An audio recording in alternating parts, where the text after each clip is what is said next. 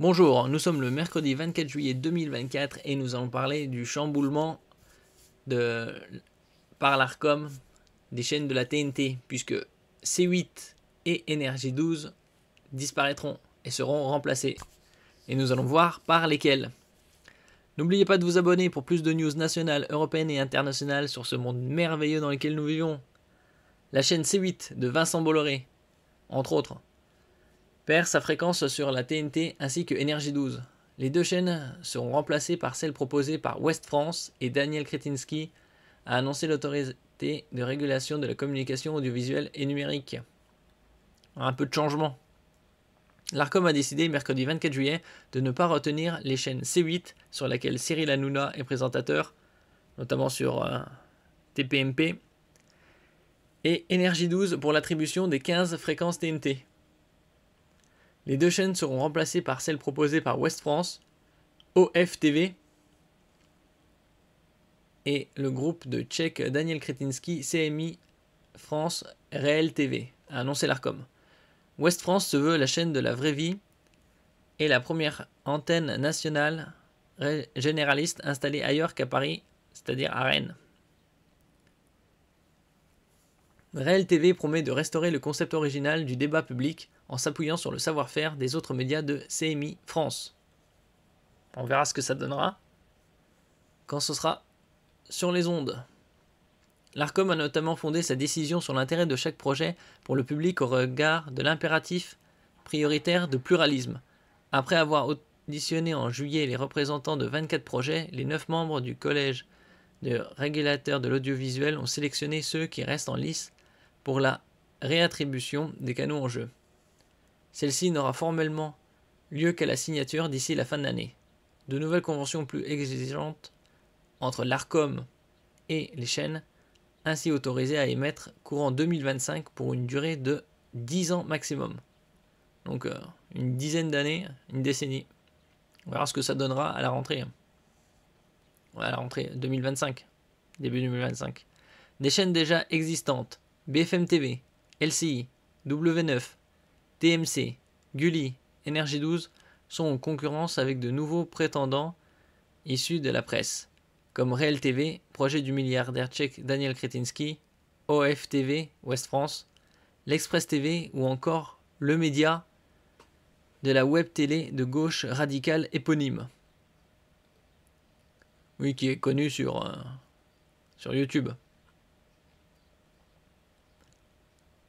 Pénalisé par les sanctions contre Cyril Hanouna, fragilisé par les dérapages en série de son animateur vedette Cyril Hanouna, C8 était particulièrement en danger. La chaîne cumule 7,6 millions d'euros de sanctions sur les 8 dernières années, ce qui la met dans une case à part, avait rappelé Benoît Loutrel, membre de l'Arcom.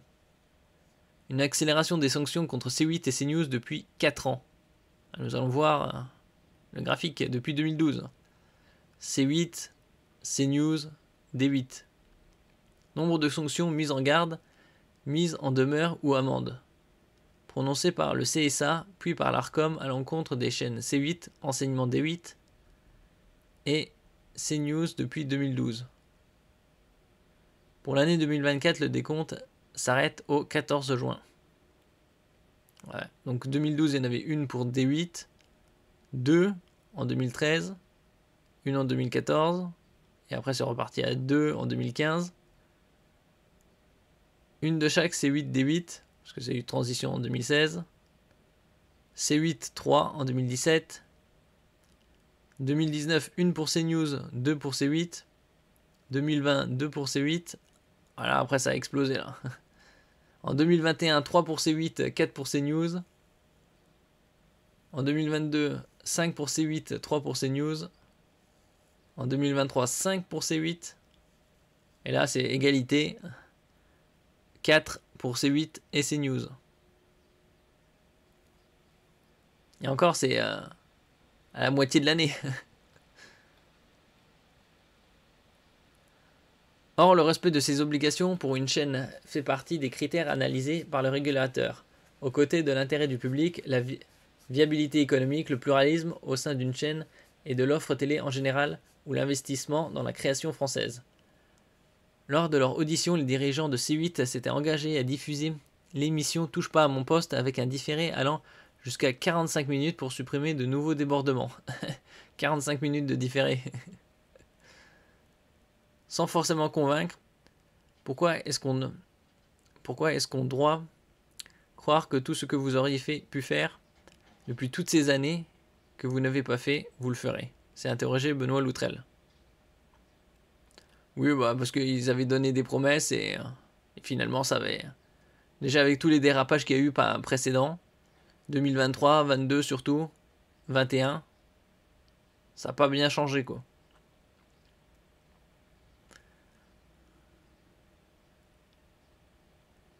Pluralité d'acteurs, également sur la sellette. La chaîne d'information CNews, régulièrement rappelée à l'ordre par l'Arcom et propriétaire comme C8 du groupe Canal+, dans le giron du milliardaire conservateur Vincent Bolloré, a elle été sélectionnée.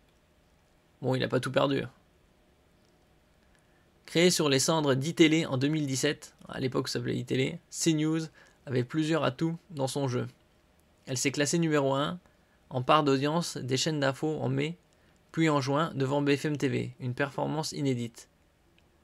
Elle est aussi devenue rentable en mars, alors que C8 a essuyé 48,5 millions de pertes nettes en 2023 selon l'informé.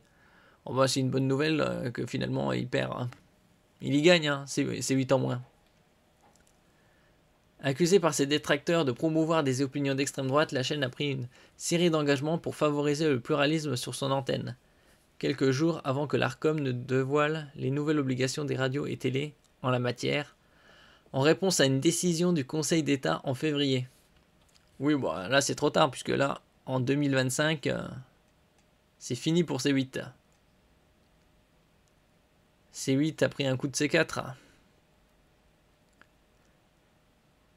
La préservation d'une pluralité d'acteurs est un élément central.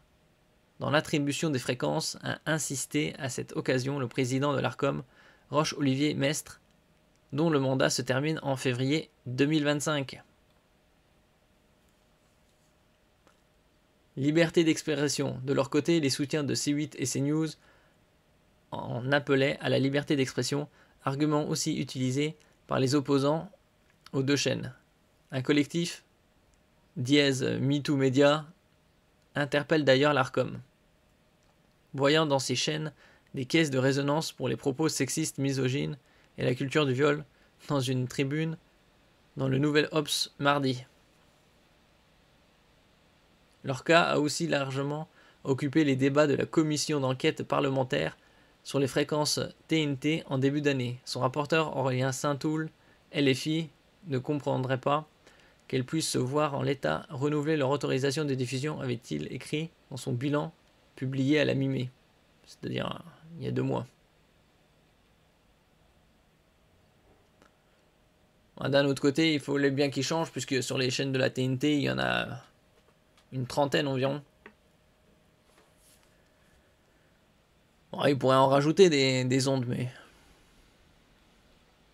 Après, c'est des fréquences allouées. Le retrait de leurs fréquences ne signifierait toutefois pas forcément leur arrêt, compte tenu des possibilités de diffusion offertes par Internet, les box ou les télévisions connectées, tandis que Cyril Hanouna pourrait exercer sur une autre chaîne. Oui, c'est sûr que sur la TNT c'est fini, mais il pourrait avoir via les box Internet, voire les télévisions connectées via application. Mais la TNT, lancée en 2005, télévision numérique terrestre, dans l'Hexagone, structure encore largement le paysage audiovisuel français et reste l'unique mode de réception de la télévision pour près de 20% des foyers équipés d'un poste. La numérotation des chaînes découlant des canaux TNT reste également un fort enjeu, les premiers numéros étant privilégiés pour capter les audiences.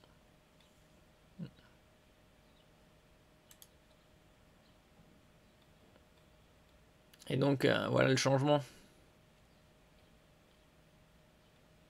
C'est fini pour C8 et Énergie 12.